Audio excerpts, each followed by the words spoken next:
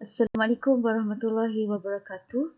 Saya Nurdisa binti Hamzan dan pada hari ini saya ingin membentangkan tentang falsafah dan isu semasa berkaitan dengan tema iaitu ajaran sesat dan ajaran yang dipilih ialah tarikat Samaniyah. Objektif kajian ialah bertujuan untuk memahami konsep ajaran sesat serta mengkaji ciri-ciri ajaran yang terlibat. Seterusnya untuk mengetahui dan mengenali dengan lebih mendalam tentang sejarah penubuhan dan asal-usul perkembangan ajaran sesat ini. Dan akhir sekali, objektif kajian adalah bertujuan untuk mendapatkan maklumat yang lebih terperinci mengenai cara penyebaran ajaran serta implikasi kepada masyarakat. Okey, untuk pengenalan ajaran sesat, secara umumnya, ajaran sesat ini merupakan satu ajaran atau amalan yang didakwa sebagai ajaran Islam, sedangkan pada hakikatnya ia sangatlah bercanggah dengan Al-Quran dan As-Sunnah.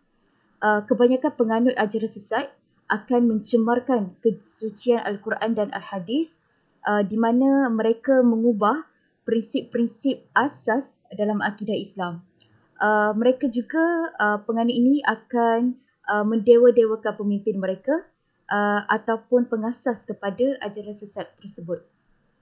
Okey, untuk ajaran sesat tarikat Samaniyah, okey, untuk definisi tarikat ni dari segi bahasa bererti ikhtiar, cara atau kedudukan.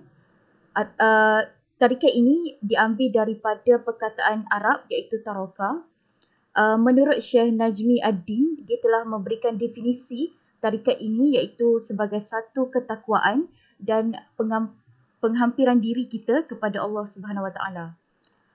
Jadi untuk tarikat Samaniyah ini, bentuk pengajaran ajaran tarikat ini merupakan satu bentuk penyamaran bid'ah iaitu menambah atau menukuk tambahkan benda yang bertentangan dalam Islam.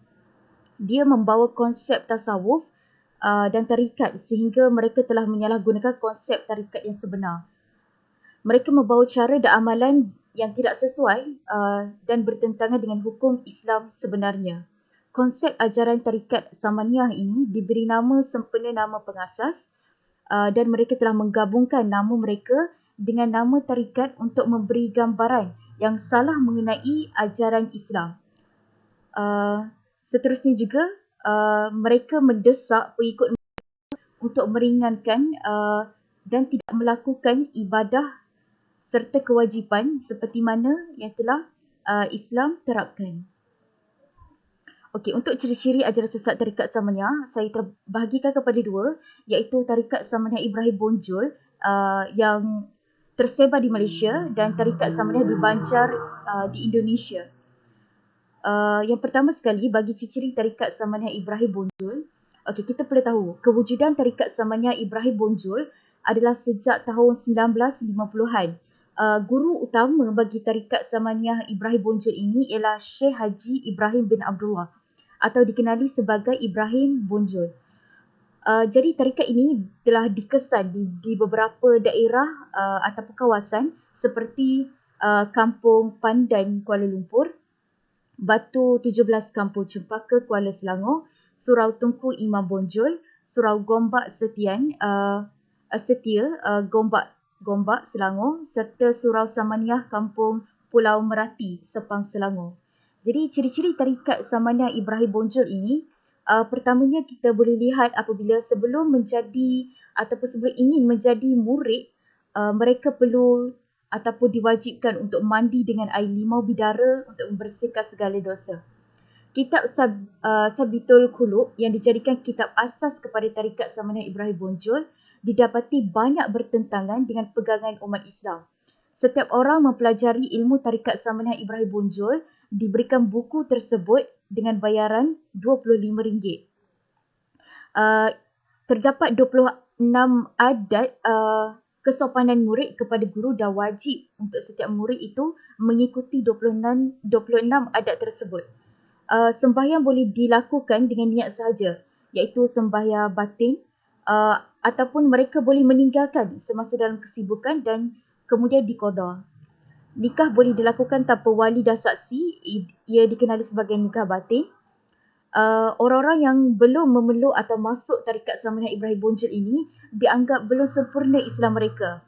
Mereka diajak untuk diislamkan oleh guru atau wakil tarikat, dan jika mereka telah masuk tarikat ini, mereka tidak lagi perlu mempelajari ilmu-ilmu syariat. Syekh Ibrahim Bonjol ini juga mendakwa dia mempunyai mukjizat, iaitu dapat mengeluarkan air dari tangannya. Pergaulan bebas antara bukan muhrim dibolehkan antara ahli dengan niat ikhlas. Al-Quran telah dianggap sebagai sejarah sahaja bagi tarikat Samaniyah Ibrahim Bonjol. Seterusnya adalah tarikat Samaniyah di Banjar. Tarikat ini sama seperti tarikat Samaniyah Ibrahim Bonjol, namun ini adalah tarikat pertama yang disebarkan di Indonesia. Kewujudan tarikat Samaniyah di Banjar dan di Indonesia ini adalah disebabkan kepercayaan ideologi yang diasaskan oleh pengasasnya sendiri, iaitu Syekh Al-Saman. Jadi ciri-ciri tarikat Samaniyah di Banjar Indonesia ini, mereka perlu mandi sebelum melakukan zikir, mereka perlu berwuduk dan menyucikan diri daripada hadas, serta memperbanyakkan beristighfar, memohon keampunan kepada Allah.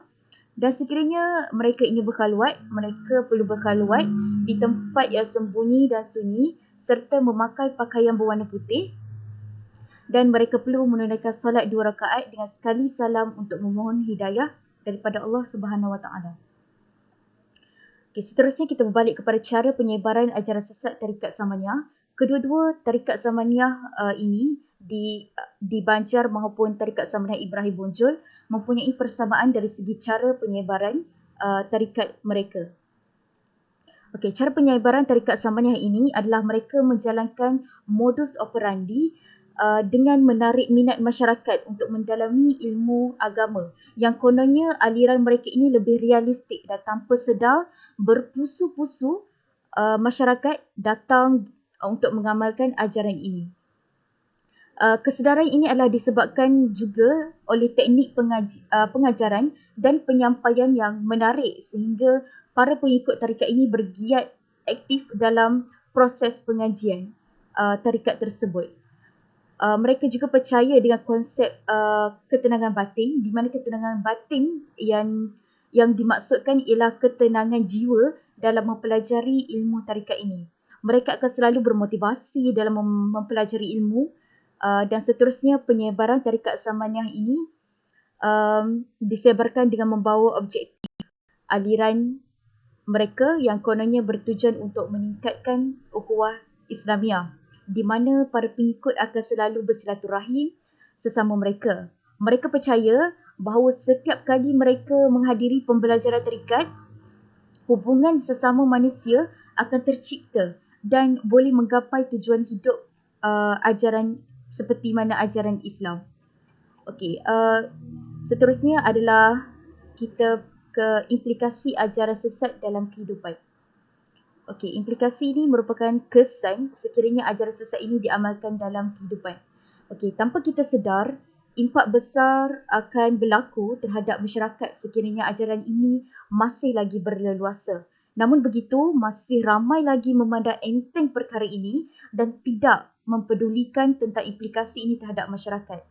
Implikasi pertama sekiranya ajaran sesat ini masih tersebar adalah kita akan lihat akan berlakunya rusuhan antara pelbagai sudut. Tentangan yang dimaksudkan ini ialah perselisihan kefahaman antara penganut ajaran sesat dan komuniti Islam.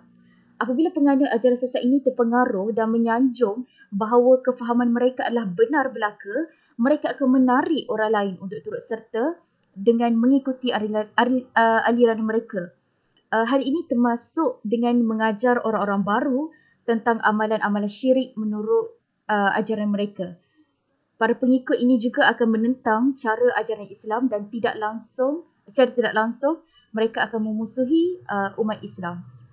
Implikasi kedua ialah pengaruh ajaran sesat ini akan dapat dilihat apabila minda masyarakat akan terhalang daripada melihat kebenaran dan mereka akan berfikiran tidak rasional dalam melakukan semua perkara. Hal ini terjadi apabila ketaksuban yang amat ketara terhadap pegangan mereka dan menolak mentah-mentah ajaran Islam yang sebenar. Dan akhir sekali, implikasi ajaran sesat ialah akan lahirnya generasi yang membawa fahaman salah ini ke serata dunia.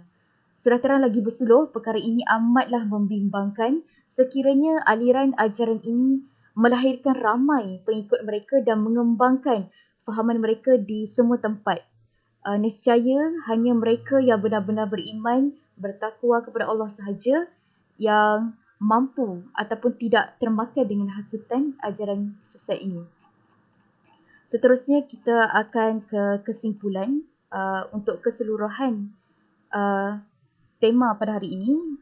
Secara kesimpulannya, kita dapat lihat kehidupan umat Islam ini telah diatur dengan indah sekali.